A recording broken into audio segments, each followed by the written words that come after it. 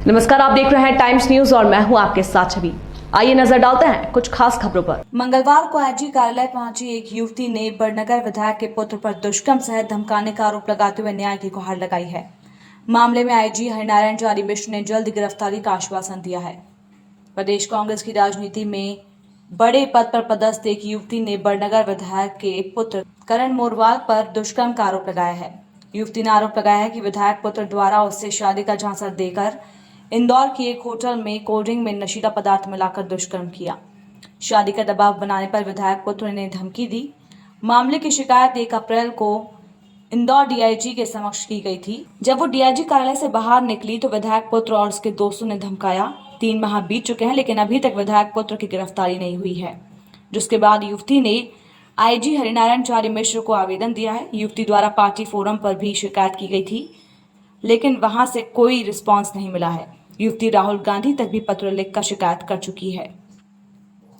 Indore IG के अनुसार उक्त प्रकरण में पीड़िता ने आवेदन दिया है, जिसमें 376 का प्रकरण पूर्व में दर्ज किया गया है।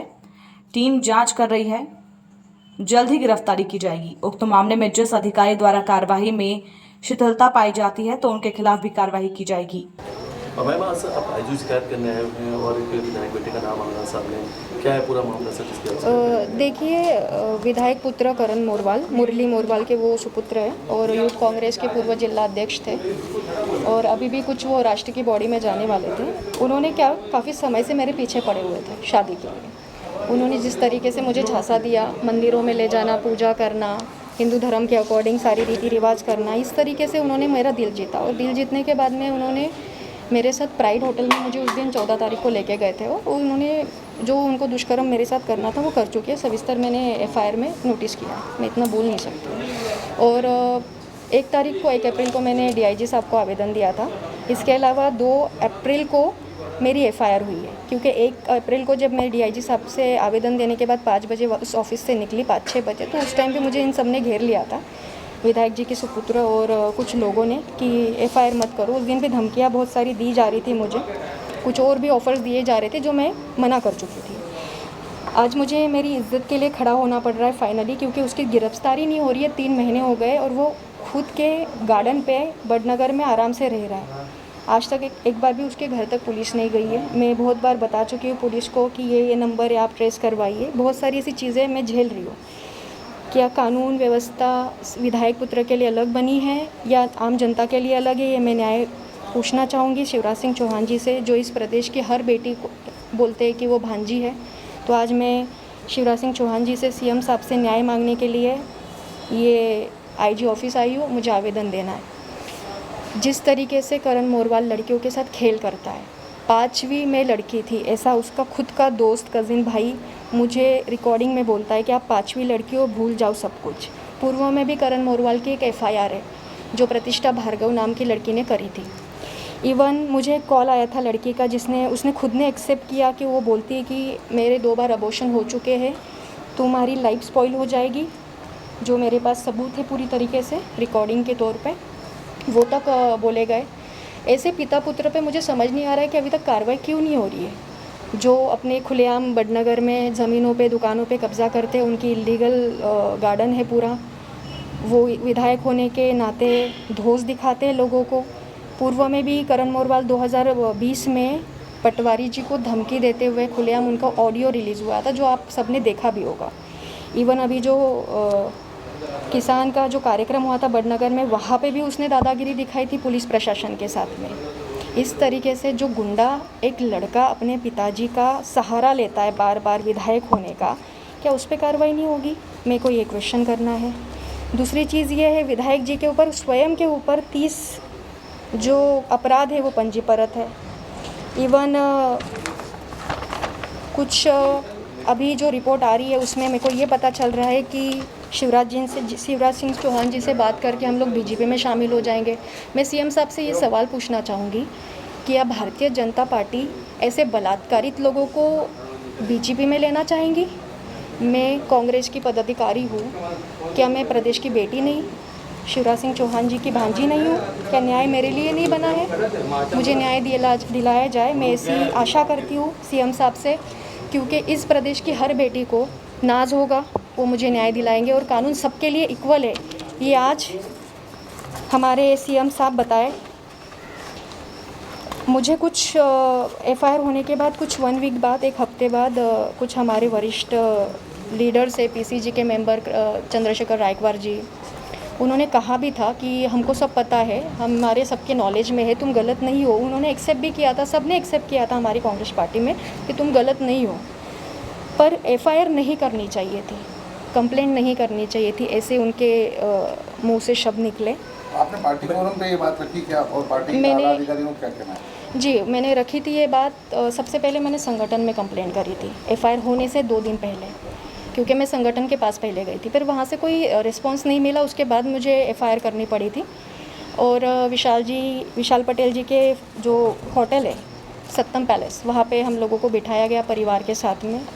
वहाँ पे भी यही चर्चा हुई, करण मोरवाल जी भी वहाँ पे उपस्थित थे, पर वो हमारे सामने नहीं आए थे।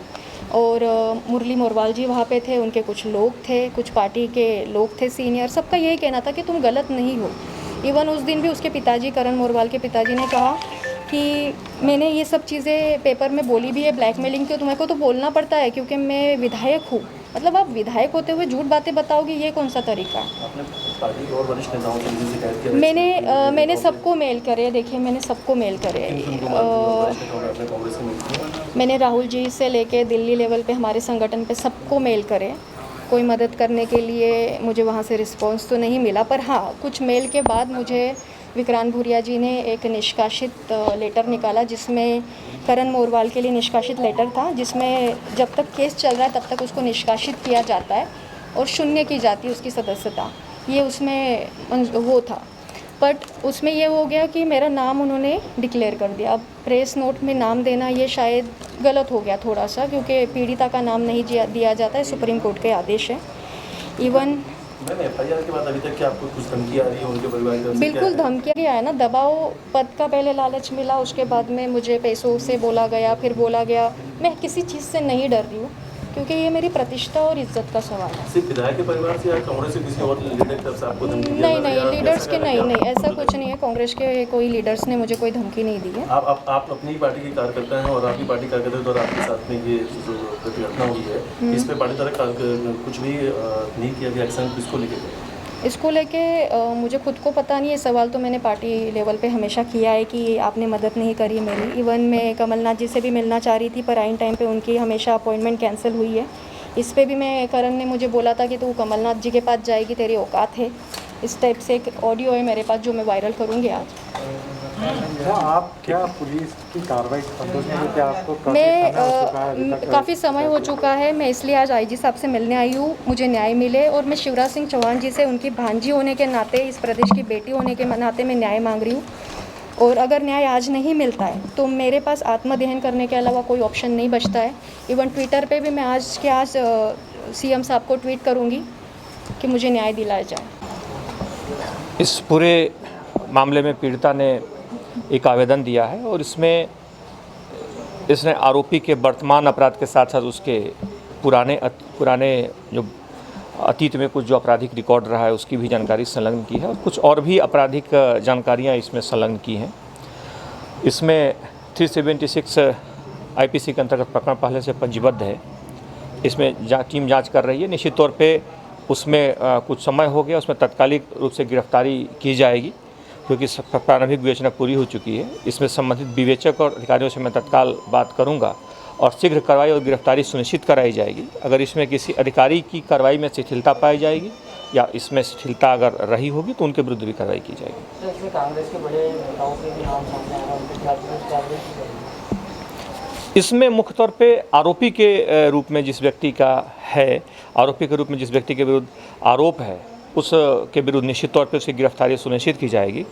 साथ ही साथ इसमें जो नाम है, जो आपराधिक रिकॉर्ड दिए गए हैं, उन आपराधिक रिकॉर्ड से इस अपराध का सीधे संबंध नहीं है।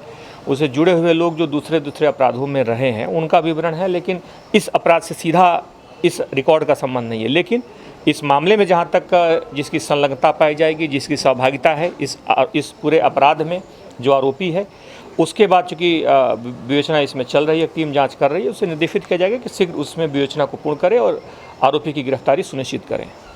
टाइम न्यूज़ देखिए अब आपके मोबाइल और स्मार्ट टीवी पर लाइव प्ले स्टोर से डाउनलोड करें